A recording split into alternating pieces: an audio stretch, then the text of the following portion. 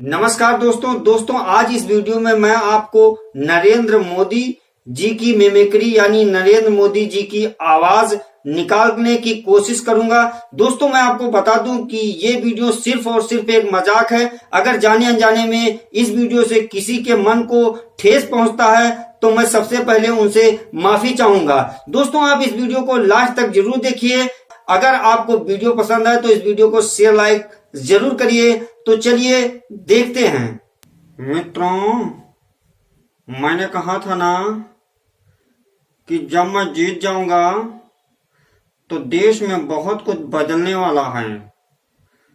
जो मैंने कहा था वो हुआ क्या? नहीं, आप मुझे बताइए, जो मैंने कहा था वो काम हुआ क्या? जैसे कि आप जानते होंगे भाइयों बहनों कि अभी 2018 खत्म हुआ है और 2019 लगा है, यानी जो साल था वो बदल गया। मैंने कहा था कि जब मैं जीतूंगा उसके बाद बहुत बदलाव आने वाला है। मैं एक बार कहीं पर घूमने जा रहा था तो किसी ने मुझको एक वीडियो दिखाया।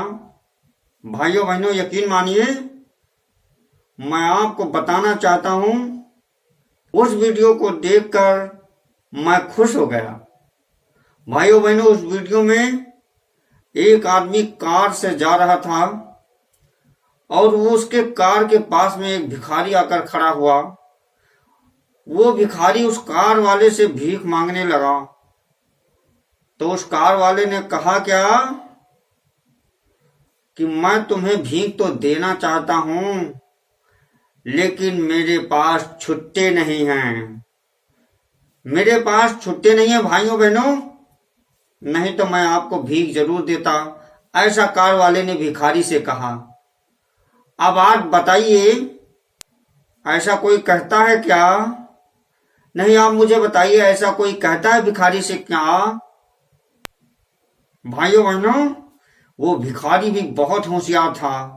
उसने तुरंत अपने थैले से स्वाइप करने वाली मशीन को निकाला। जिस मशीन में हम एटीएम कार्ड को स्वाइप करते हैं वो निकालकर और कहने लगा कि आप जो भी देना चाहते हैं भीख में वो दे सकते हैं। भाइयों बहनों, ऐसे होता है डिजिटल इंडिया।